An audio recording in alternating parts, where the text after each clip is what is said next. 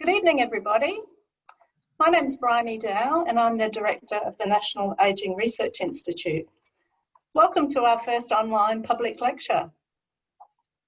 I'd like to begin by acknowledging the traditional owners of the land on which each of us are meeting today and pay my respects to their elders past, present and emerging. For us in Melbourne, it's the Wurundjeri people of the Kulin Nation, but I also pay my respects to elders from other lands that each of you are meeting on. I'd also like to acknowledge anyone amongst the audience tonight who's living with dementia or caring for someone with dementia. We know that this is an extremely challenging condition and that the current circumstances make it even more challenging. And I think one of the reasons we've had such great response to the lecture tonight is because it's something that touches so many people, and all of us want to see how we can prevent dementia, how we can cure dementia ultimately, but also in the meantime, how we can provide best care. I'd also like to acknowledge that we are all doing it tough due to COVID-19. In different parts of the world, some of us are coming out of lockdown, some of us are potentially going back into lockdown. Some people have sadly lost friends or family. And for others in Australia, and it's had little impact actually on our day-to-day lives. But at the risk of repeating the cliche, I think we are really all in this together, in that no matter where we are in the world, we're experiencing something together, even though it's experienced differently in different parts of the world. Just before I introduce Professor Livingston, I'd like to briefly introduce you to the National Ageing Research Institute, to NARI, just in case you're not familiar with us. So NARI is Australia's only independent medical research institute devoted to research on ageing. And we have a strong emphasis on policy and practice and very applied research. We sit in a unique position in that we have one foot in the academic world. We have lots of collaborators and networks across Australia and internationally. And we have the other foot in, I guess, the practical world of the aged care industry, working directly with older people and working with governments to influence government policy. We've got a 55-strong multidisciplinary team, and that covers the social and clinical and public health aspects of ageing.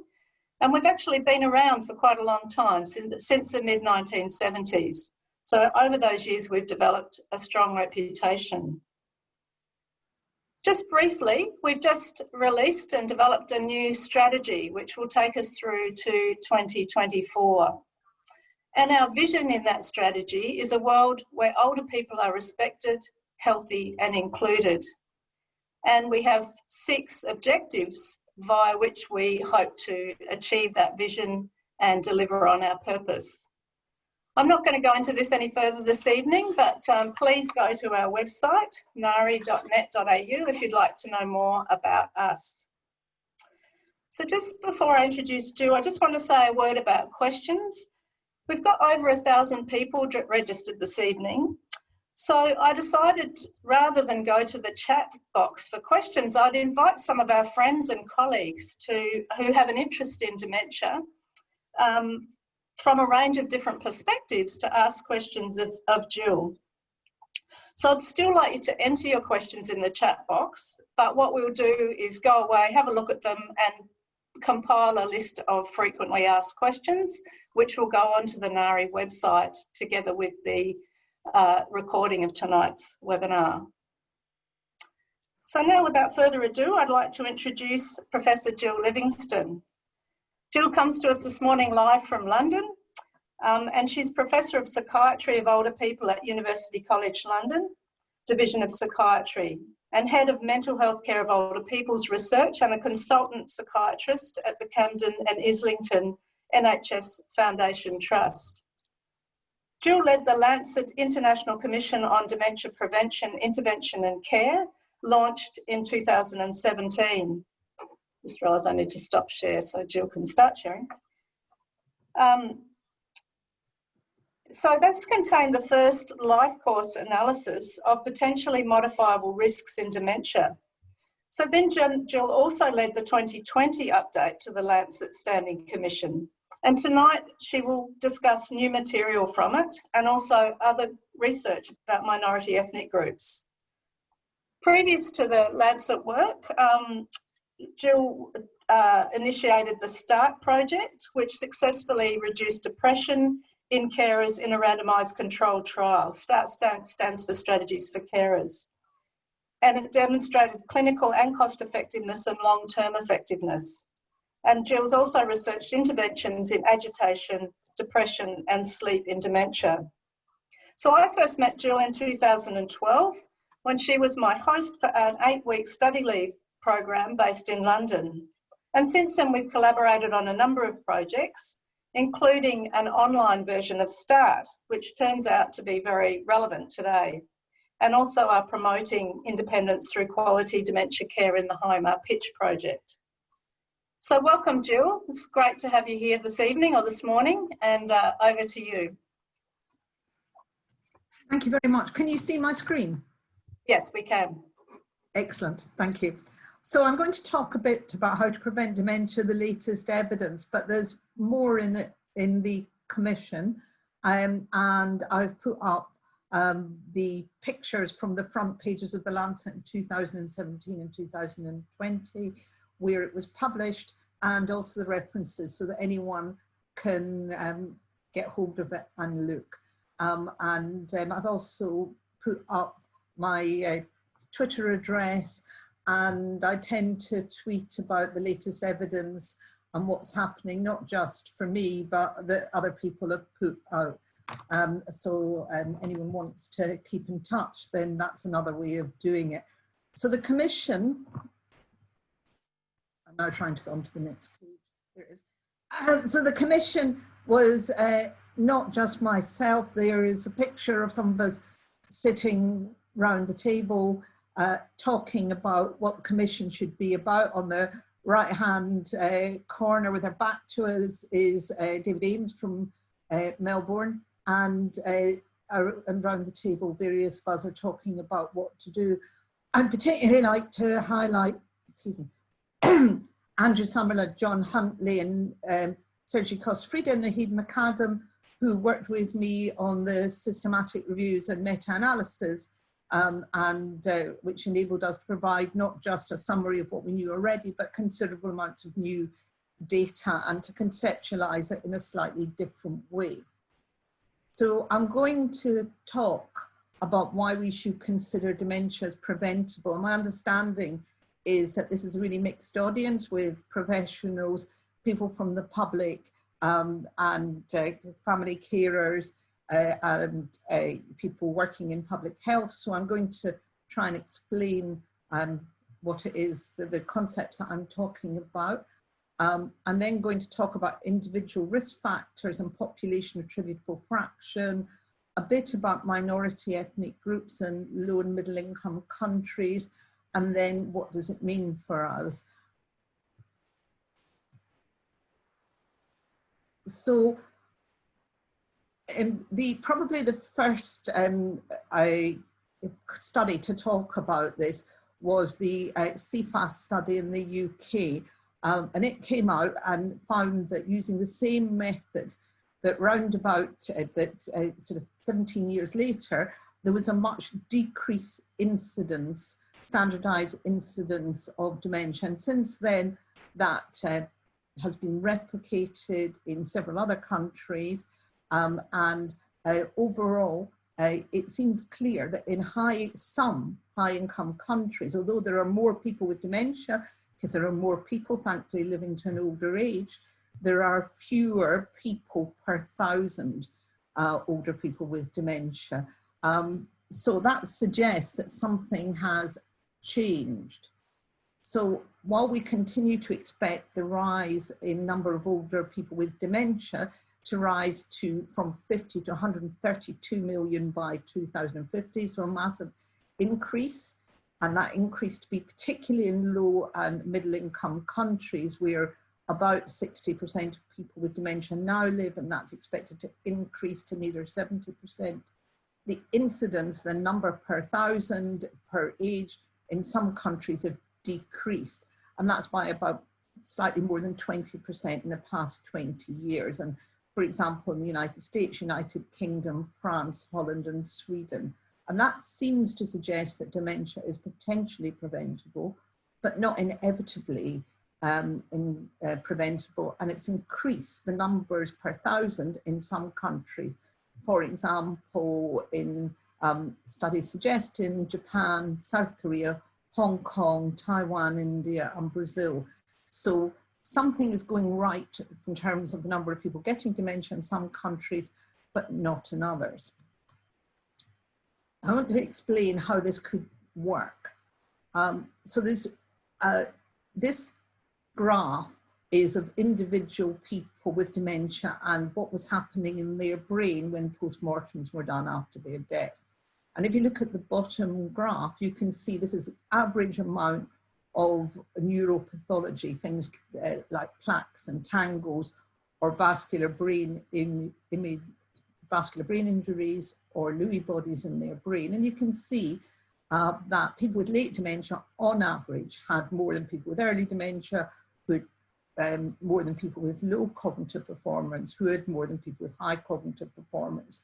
But if you look at the graphs above, these are graphs of individuals.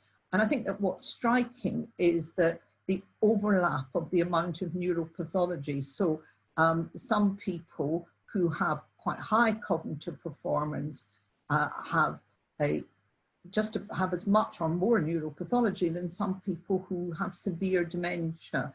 So on average, more neuropathology means more dementia, but for individuals, some people seem to be resistant to neuropathology, to things going wrong in their brain, and other people seem to have a vulnerability and develop dementia with very little. And the resistance is what we call cognitive reserve.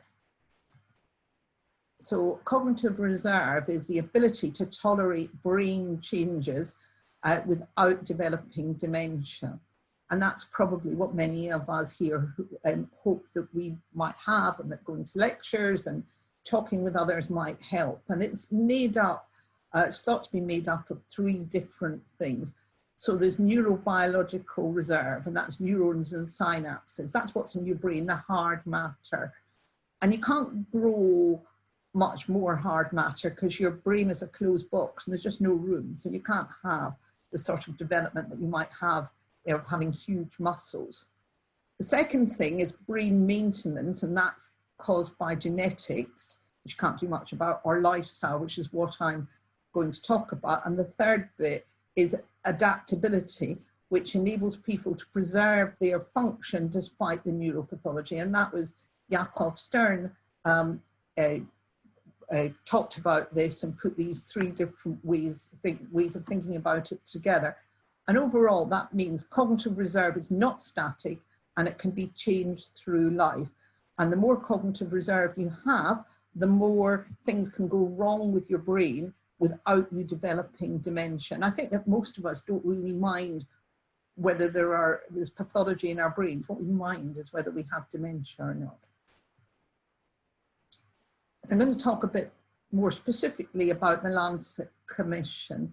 In 2017, we decided to do a life course analysis of risk factors for dementia, because we found it very striking that some things that might be a risk at a certain time might not be a risk at another time. And it seemed important to work out what could be done throughout the life course. And at that point, we decided, before we did anything, that we would use the risk factors from the National Institute of Health and Clinical Excellence in the United Kingdom and the National Institute of Health in the United States.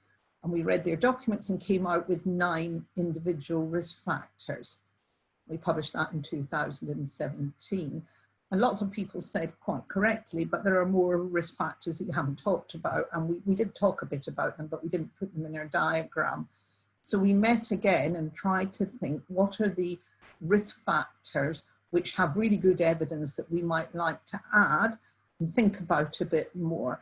And when we met, we decided that we would add I mean, we did a review of the literature first, and then we would add traumatic brain injury, air pollution, and excess alcohol. We'll talk of each of them in turn in a bit.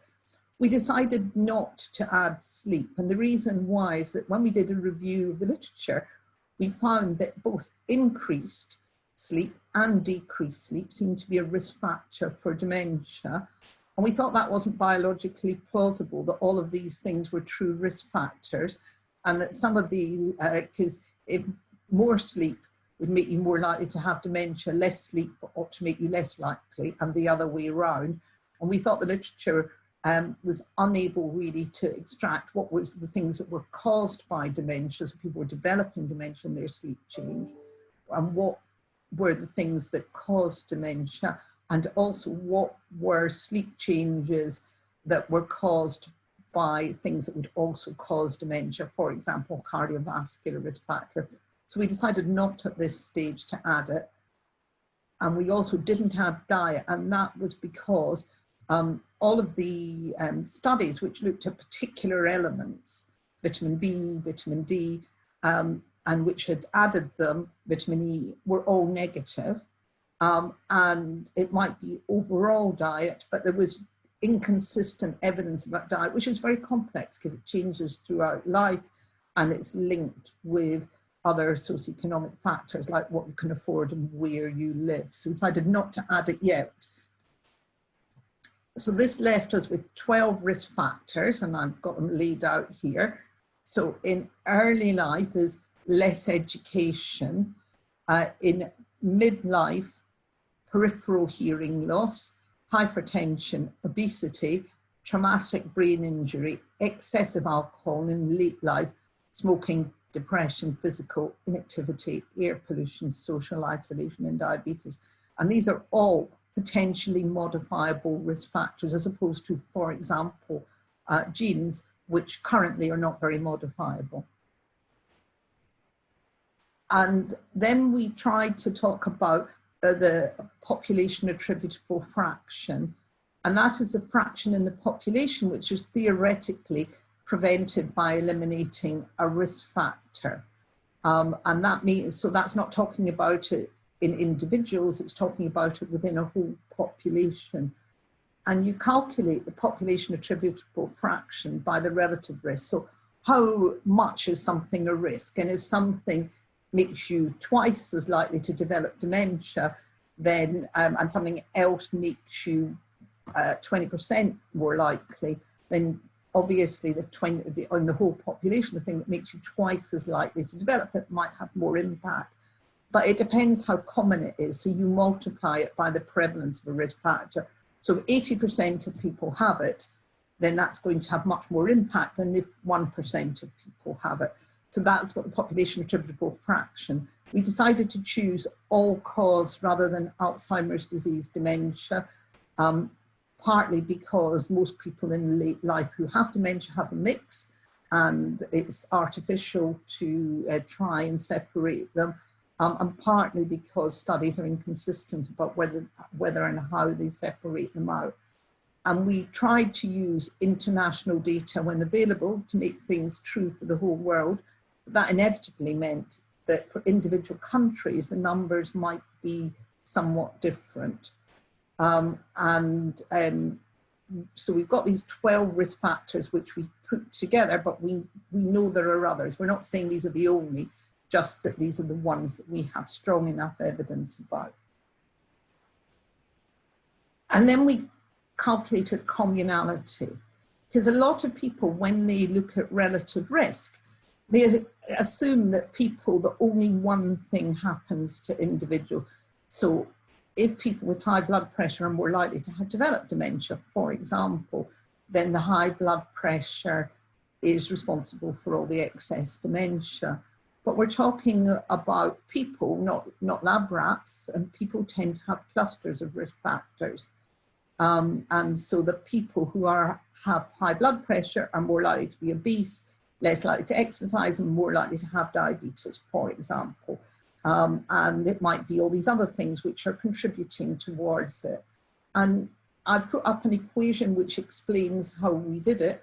but I'm not going to go through that. But if anyone wants to do it, it's there for them. And we have a spreadsheet now, which we can get it to calculate for us. But basically, it's the concept that we worked out that people had more than one problem, and we tried to account for it.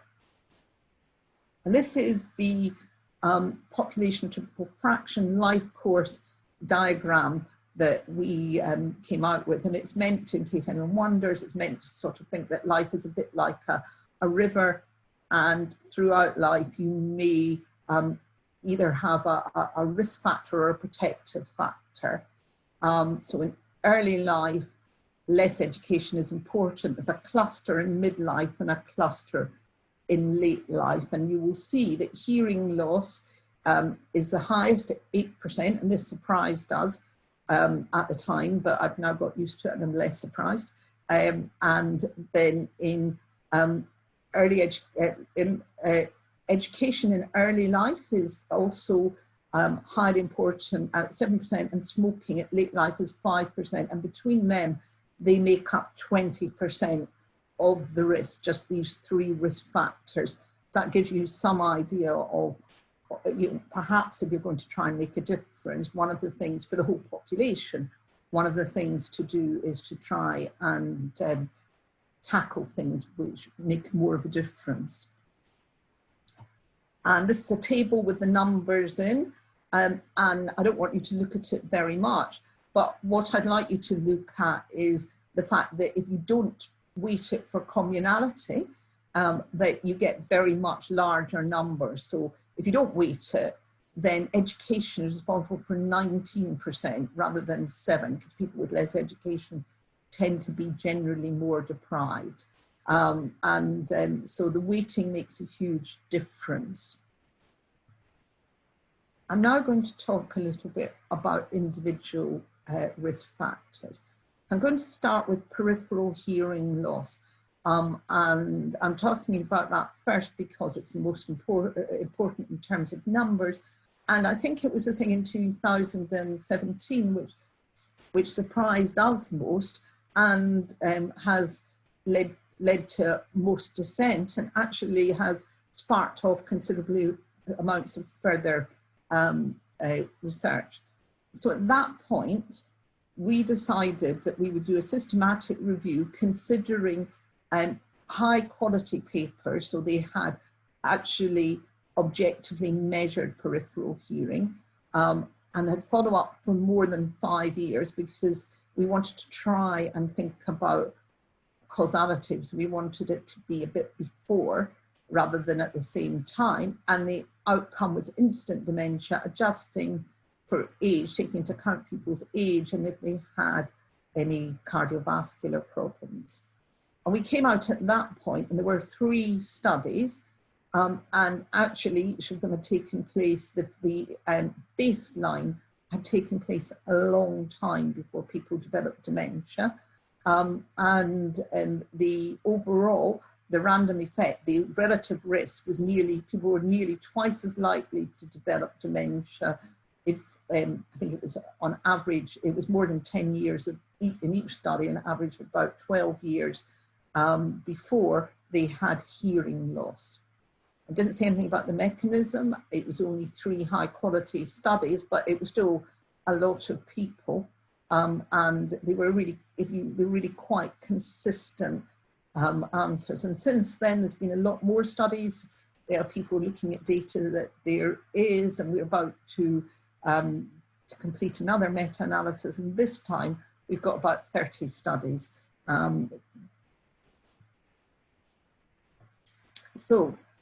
After we published this in 2017, there were several studies which looked at hearing aids, because the obvious question is, is hearing loss, is it modifiable by using hearing aids?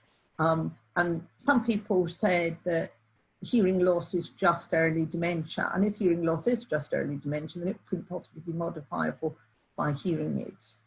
And there were 3 studies. So the first one followed people with self-reported hearing loss, nearly 4,000 people, and found an increased dementia incidence 25 years later, except in the people who used hearing aids. And the people who used hearing aids had no increased risk of dementia. The second study similarly looked at about 4,000 people who had hearing loss, and again found the same thing, that they had a relatively increase, but this time a risk of decreased cognition, except if they used hearing aids. And a third study looked at a representative study, and we were tested 2 yearly for 18 years, found that those people with hearing loss were more likely to drop cognitively, but when they used hearing aids, when they started to use hearing aids, individuals had less decline than they'd had before. So all of this looks as if hearing aids really can make a difference, and it suggests that hearing is separate from dementia, but a risk factor. However, none of them are randomized controlled trials, and there's a small possibility that people who use hearing aids are just people who manage everything very much better and look after their health in all sorts of ways.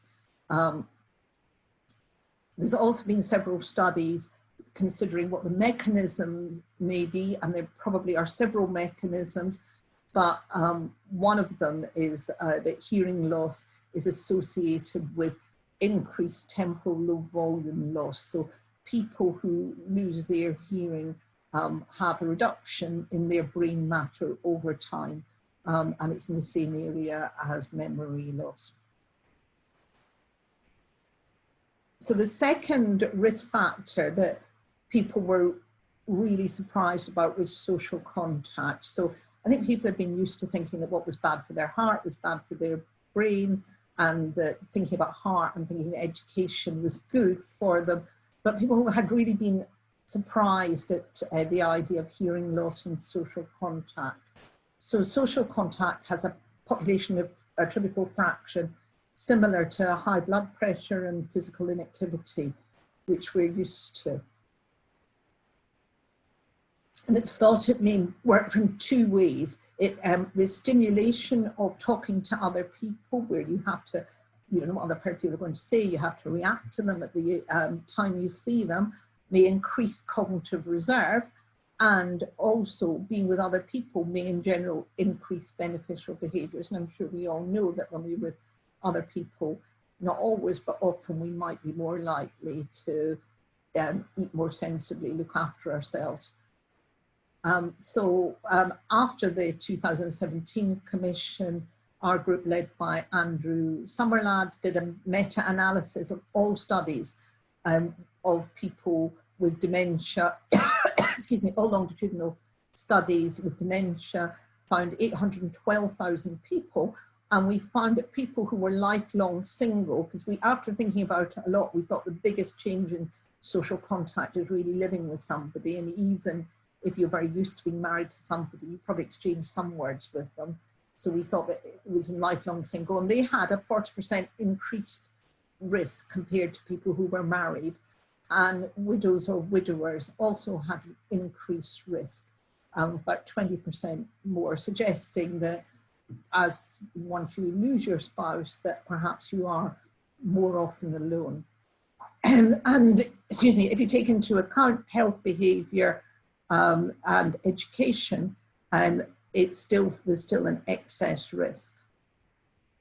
Andrew also led a 28-year follow-up of over 10,000 people. He led on analysing it and found that increased social contact, age 60 years, decreased dementia risk, and that's also true at age 50 and 40 years, but becomes untrue just before the time of dementia, suggesting that the decreased risk is not because the decreased social contact causes dementia, rather than dementia causes decreased social contact. And there's a bit of a change of people's social contact when they developed dementia. They had no less, but they had more with their family and less with their friends. And I don't suppose that's going to surprise many people here, because family may rally round and friends, not all of them, but some of them may fall away. And equally, a third study showed that social contact is associated with better late life cognitive function.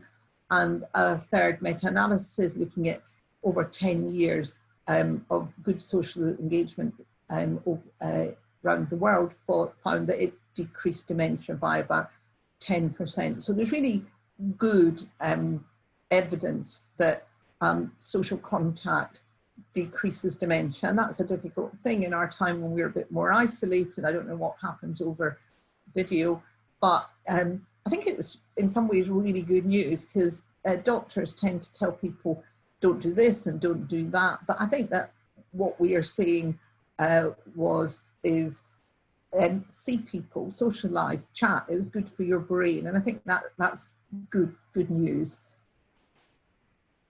I'm going to move on to education. So education is important for our cognitive reserve, and 40% of the world don't have any education beyond about the age of 12, and that's a high risk around the world. Australia and the UK are luckily nations which have more education, but not everyone has as much education as they might want. And lifelong higher educational attainment in general leads to decreased dementia risk. A new study finds that it's not just education to about 14, but education to age 20 is additionally protective.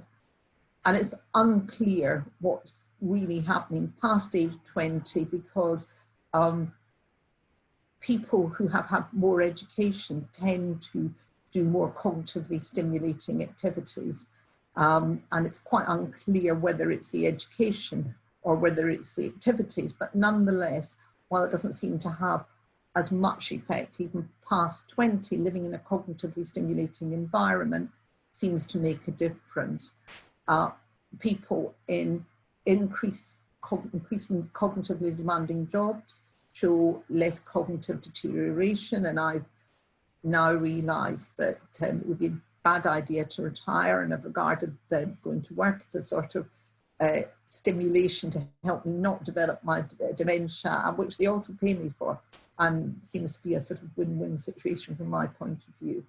And there's some evidence that retirement may increase deterioration even if you allow for ill health. And in countries with younger retirement ages, people develop dementia more often, and that's with everyone retiring younger. And that's, I think, of great interest. So try to remain cognitively engaged, everyone. So I said that the third most important risk factor is smoking, and that probably leads to cardiovascular pathology, and cigarette smoke also contains neurotoxins, so it may be directly toxic as well. The high prevalence contributes to the high population attributable fraction, and smoking is declining in most countries, and certainly high-income countries, which may account for or partly account for the decrease in dementia incidence, but it's increasing in China and the Middle East and South Asia and Africa, and these are countries which do not have a decline in dementia incidence, and passive smoking is also a risk. Interestingly, studies which show that people stop smoking even in later life seems to reduce their risk of dementia. So a bit like lung cancer and cardiovascular pathology, it's probably never too late to stop smoking. So I'm going to talk now about one of our new risk factors, which is alcohol. We obviously mentioned it in the first commission, and it's no surprise to anyone that very heavy drinking affects the brain. However, the new meta-analysis that we did shows that even less heavy drinking affects your risk of dementia. And interestingly, in France, the most common reason that people have young onset dementia is alcohol. It's a non-linear effect.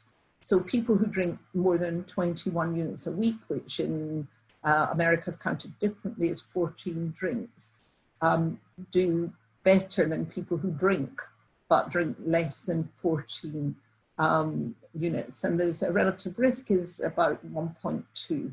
So it's an increase in the chance if you drink heavily, and it's easy to socially drink that amount and harder. Yeah, and I think it's not been what people would traditionally have regarded as heavy drinking, although it is what people are advised not to. Traumatic brain injury. And when we did the first commission, David Ames said, so I think that life might be a bit worse or different in Australia. Surely lots and lots of dementia are caused by people drinking lots and then falling off the back of a lorry.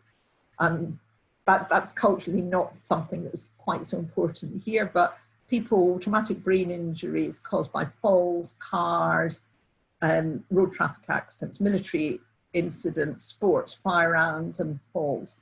And again, we did a new meta-analysis, and this is looking at all-cause dementia by all severity, traumatic brain injury. And traumatic brain injury increases the risk of dementia so the relative risk is 80% more. There's an increase by 80%. As you'd expect, the risk increases with severity and number of traumatic brain injuries. And I think what's really interesting is that it's not at the time that we're talking about. So we know that some people unfortunately have a traumatic brain injury and never recover. We're talking about people who seem not too bad, but they have an increased risk, and that increases in the first 6 months, but continues to increase over 30 years. So military veterans in the United States who've had a traumatic brain injury are not infrequently developing dementia in their 40s or 50s. Our third new study is air pollution. We found 13 longitudinal studies with between 1 and 15 years follow-up, and exposure to a variety of pollutants in the air all increased dementia risk. We weren't able to do a meta-analysis because people use different outcomes and different forms of pollution. So for our study, we used data from the only study of all-cause air pollution, which we were interested in, with the outcome of all-cause dementia. That took place in Canada, which is one of the least polluted countries in the world. And therefore, it's a very conservative estimate of the risk from air pollution. But if you calculate the increased risk of people in the 3 highest quartiles of pollution compared to the 4th, it's about a 10% increase risk. And there's been a couple of naturalistic studies, one which has come out in America showing that people who in areas have a lowering of the air pollution rates have a decreased excess risk compared to those who don't. And another that's going to come out about China, which is not out yet, showing a similar thing. And again, a bit like hearing aids, perhaps the governments that decrease, the local governments that decreased air pollution may also have a generally better environment and people may be better off. But it's still impressive that it seems to be possible to make a difference. I'm going to talk about high blood pressure because of the interestingness of it. So persistent midlife high blood pressure increases risk of late life dementia, and that's about a 60% increase. But people whose blood pressure falls in late life may actually be developing dementia if they don't have if they don't have antihypertensives or anything else to cause it, but it falls. That's related to developing dementia. So if you look at the population overall, you get a very mixed mixed picture. People with hypertension in early life or in midlife are higher risks. But putting everyone together is not so clear that they are. And it's similar with obesity, because as people develop dementia, they also lose weight. The SPRINT mind study aimed to decrease systolic blood pressure, that's a higher measurement of blood pressure, to 120, and in the non-intervention group or the control group to decrease it to 140, which is traditionally what doctors try to get it to. What happened, which is what happens in all studies of randomized controlled trials of high blood pressure, is they have to abandon it because the control group were doing so much worse in terms of stroke and heart attacks. But they followed it up in the SPRINT Mind study 5 years later and found a decrease in mild cognitive impairment and a decrease in dementia. So getting your blood pressure down in midlife appears to make people less likely to develop dementia, and it's the only drug study which has been shown really to decrease dementia. Drugs in this case generally don't seem to be all that helpful.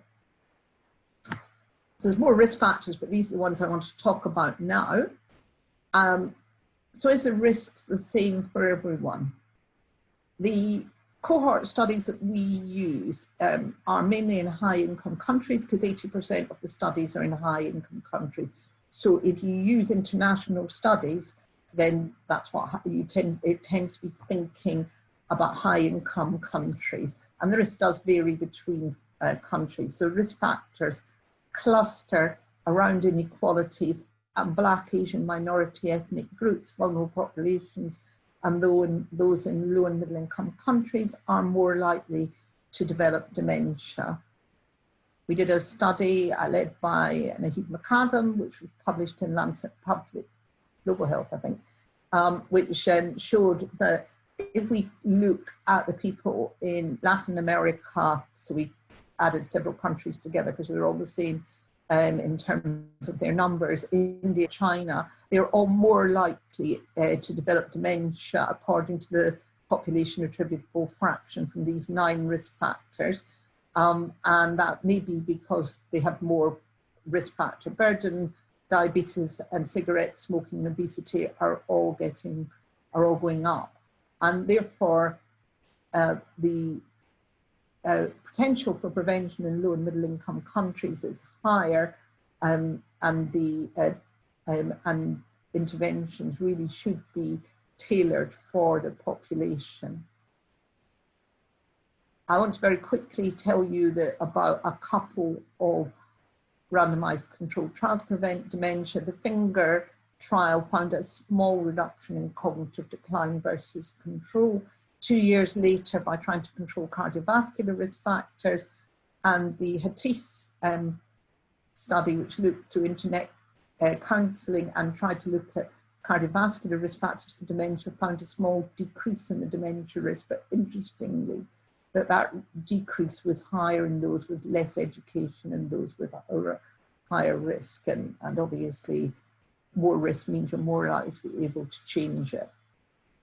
Overall, lifetime takes a long time. Trials have to be short. They tend to have a small number of people, and they tend to have very motivated people. And all trials tend to show that the non-intervention, the control group, falls less than other people as they take up more and more healthy lifestyles. Results from cognitive reserve modification for whole populations are much more hopeful.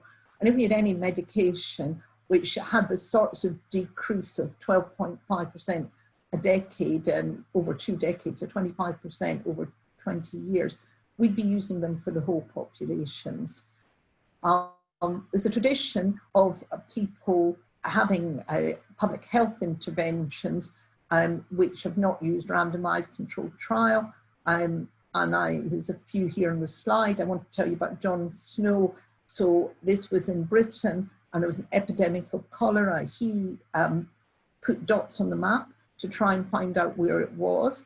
He found that they were all clustered together except for one person, one family who were, and he went to see this family, and they told him, very interventionist guy, that they went and got their water from Broad Street because it tasted better, and Broad Street was where everything else was.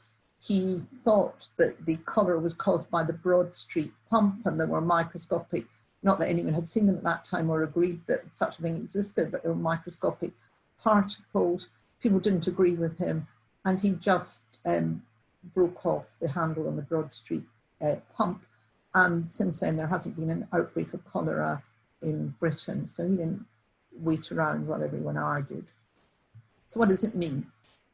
It means that even if there is a future disease-modifying treatment, prevention is better than cure, and we ought to try and prevent it. But even if we try to prevent it, some people will have it, and any disease-modifying treatment will be very welcome. It suggests that for these 12 risk factors, 40% are potentially preventable. Hearing, education, and smoking have the highest population attributable fraction, and about 60% are unknown, although we know that about 7% using the same method are caused by genes. We've made quite a lot of assumptions to find a precise answer, and we know that. I think it's important to keep thinking that risk factors cluster around inequalities.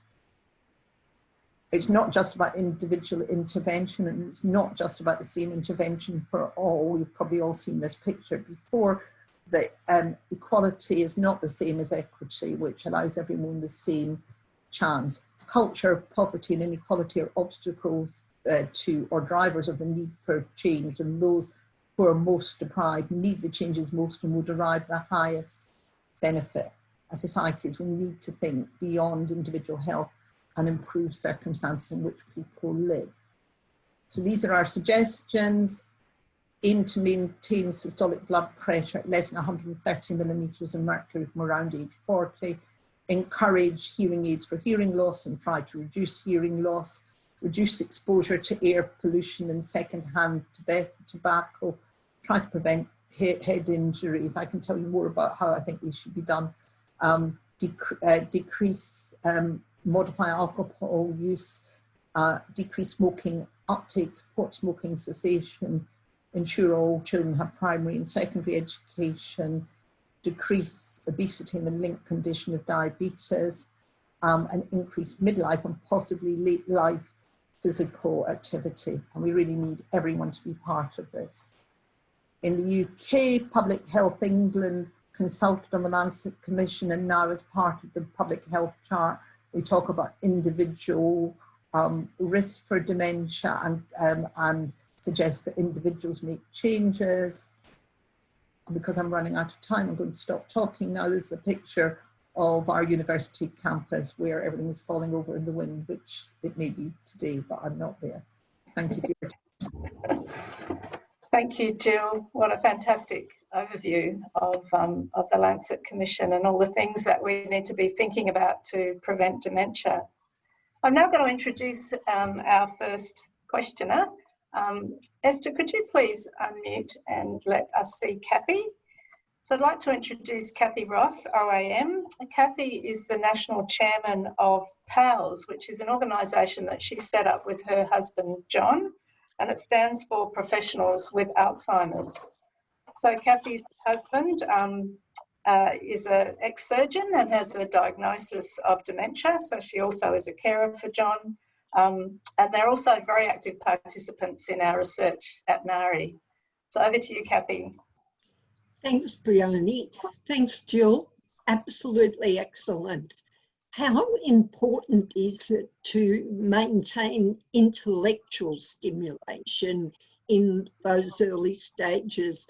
And has that been shown to prolong functionality at all?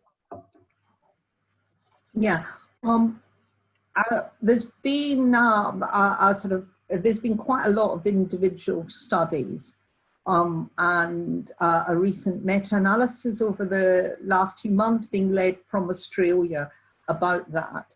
And generally, what the conclusions from that is studies tend to point that it might help continue to increase function, but all the studies that are done are really quite high quality. Quite low quality and quite contaminated and small. So, and in fact, I've been seeing advertised new jobs to do the studies a bit better. So I think it probably does help, but the trouble about low quality studies is that they tend to you know, they tend to show quite biased results. It probably does help, we're not sure. It certainly doesn't harm. And I think a lot about dementia is about quality of life. So I think people should be doing things that they enjoy. So if you're able to enjoy in early stages doing things which are intellectually stimulating, then I think people should do it and should be encouraged and should be helped to do it, because as we know, people with dementia often have difficulty in initiating and organising. If people don't like it, I don't think the evidence is such that you should regard it as something that you should spend a lot of time trying to make people do. Hope that's helpful. Thanks. Thanks, Jill, and thanks, Kathy. Now I'd like to introduce Marie McCabe. Marie's the Chief Executive Officer of Dementia Australia, which is an advocacy organisation for the needs of people living with all types of dementia and for their families and carers. Marie's also a Director of the National Ageing Research Institute Board. So over to you, Marie. Thanks, Bryony. Jill, that was fantastic. Thank you so much. In Dementia Australia's recent online symposium series, we had Professor John Polaires, and he was talking about it's up to us to all advocate for change when it comes to improving dementia care. How do you think we can all apply this philosophy? Hi, thank you for that. Such a good question. Something that I've been pondering about. I think that part of it is to be very positive about it. We really can improve dementia care, and there's lots of evidence that, that putting in interventions that we know that work improve people's quality of life with dementia and improve carers' quality of life. I think it's really important to keep stating this simply, because I think people often say, oh, there's nothing you can do, which is a synonym for meaning you can't cure it. So I think it's really important and to talk in all forums about that, because you can't cure it. Curing is not that important. Nobody says you can't cure diabetes, so we won't give people any medication and we won't try and keep people's blood sugar down, because you know, because nothing but cure matters. So I think that we have to try and think that care, to tell people that care matters, that it really makes a difference, that people live with dementia and their families live with it and the economy lives with it, and to talk to funding bodies about it, that more and more care interventions should be funded and tested. So I think that that's really important. And then try and do that you're doing today, the NARI, having public forums, talk to the press, have it out there so that people begin to understand. Because I think that life is changing, but it changes slowly, and the more of us that are talking about it, then the more difference we can make. Thanks, Jill, and thanks, Marie. Now I'd like to introduce Nicole Doran from the Department of Health and Human Services, Victoria.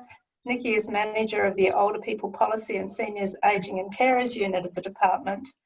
And the Department is a key partner for us at NARI, provides funding, but also enables us to make a direct link between research and policy, which is critically important. Thanks, Bryony, and thank you, Jill, for that great presentation. Jill, if you were a policymaker, where would you prioritise government investment to really achieve best value? Okay, Nicole, I knew you were going to ask it, so I put a slide up. Can you see it? Yes, yes. Good. Okay, so we've done a further study which with the team at London School of Economics, looking at cost effectiveness and cost benefit. So first of all, we did systematic reviews of interventions that really worked and that could be considered for the whole population of adults. We didn't look at education because people in the United Kingdom have education anyway. And we found that there were 4 effective and practical interventions. So one is to use hearing aids for hearing loss, one is to use antihypertensives to reduce hypertension, the third is smoking cessation, and the 4th is preventing diabetes. Treating diabetes doesn't seem to make a difference, it's preventing it. This is going to come out sometime fairly soon in Lancet Healthy Aging to be able to look at it. And what we've found is, and these would be actually looking at the population at the right ages, screening them, asking people to attend hearing aid clinics, audiology clinics, get their blood pressure measured, smoking cessation. And what we found is that 3 of these interventions were beneficial, cost effective, and would lead to overall, over time, to an 8.5% reduction in dementia prevalence, assuming that most people took them up. And we looked at how effective each of these interventions were. And I converted this for you to Australian dollars, saved 3.4 billion a year in health, social and family care. Preventing diabetes, while it probably is worth it for cardiovascular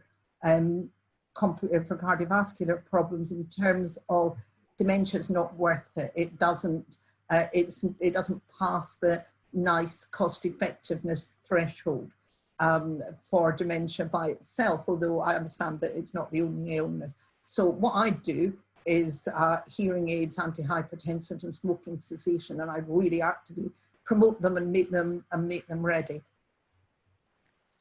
Fantastic. Thanks, Jill, and thanks, Nikki.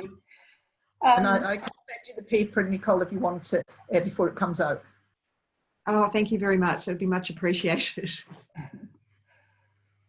So not last, I'd now like to introduce Professor Nicola Lautenschlager. Professor Lautenschlager is Professor of Old Age and Psychiatry of Old Age, and Director of the Academic Unit for Psychiatry of Old Age at the University of Melbourne. Nicola and her colleagues at the Academic Unit are also key collaborators with us in our research. Thanks, Nicola. Thank you, Bryony, and thank you, Jill, for this fantastic overview and all the work of the LANCET Commission. Very important and very helpful. I have a question regarding depression as a risk factor. Do we know more, or do we have more evidence whether it makes a difference whether depression during lifetime was treated or is treated with antidepressants? And if so, are the antidepressants helping to reduce the risk, or could there be also a scenario where they might increase risk? Yeah, I suppose, Nicola, it's good to see you.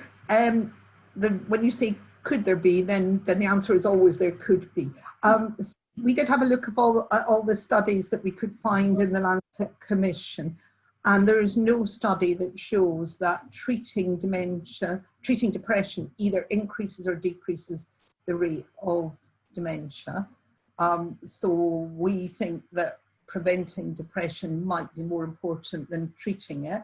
There's theoretical reasons why having antidepressants may either increase or decrease the rate of dementia. So the old antidepressants, tricyclics, as you know, are anticholinergic, and choline is the memory clinic. I know you know, I'm just saying for everyone else, and therefore they might increase dementia. The new antidepressants, SSRIs, are supposed to be partly protective of the brain, and therefore they might decrease the rate. There has been a study showing that people who take long-term SSRIs, the citalopram, are less likely to develop dementia than people with depression who don't. But again, it's really difficult to know whether they are just a different, less likely to develop mild cognitive impairment than those who don't. It's really difficult to know whether they're a different population than the people who've stopped taking it, and maybe are people who are particularly motivated to try and improve their health in other ways. So I think we don't know, but it's a really interesting question, and I'm sure that we will know more about it in years to come. Thanks, Nicola. And finally, I'd like to introduce my colleague from NARI, Associate Professor Bianca Bridgenath, who's the Director of NARI's Social Gerontology Division and also leads our work in cultural diversity and dementia. Great, thanks, Jill. That was an absolutely fantastic talk. I'm really interested in the points that you made about the potential for preventing dementia in low and middle income countries and for minority ethnic communities.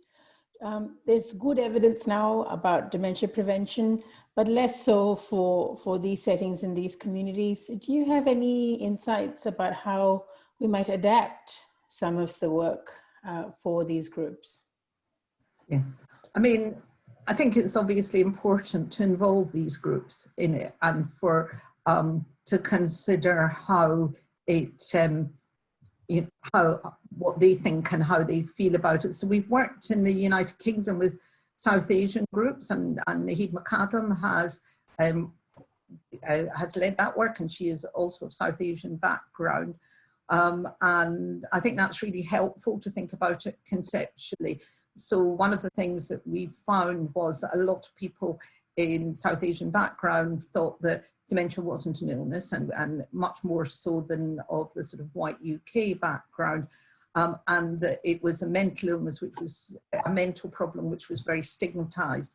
And just explaining to people that it's a physical illness, and that just as they wouldn't neglect their diabetes, which is very common in South Asian, and they wouldn't neglect their blood pressure, they shouldn't neglect their memory and their brain. So I think you have to do that individually. We also have done some work with the Black community in the UK, and found that they thought that dementia wasn't to do with doctors, and that doctors wouldn't be interested, think they're wasting their time, and also that doctors would tell people about it, that nothing they said was confidential.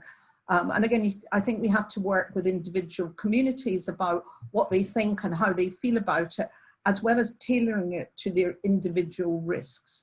And to be able to see, the other thing that the Black community, really to my astonishment, said to us was that dementia was a disease of white women, and they don't get it.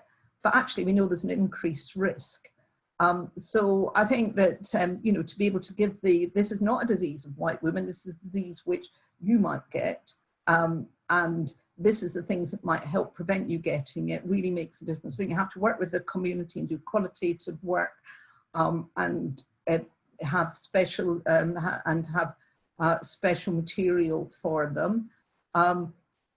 We did this with START, our strategies for relatives, carers thing, and we also found that we intended to develop individual materials, but actually what we did is it just made the other materials better, because a percentage of people who, it may be more common in a particular community, but there's huge differences within communities.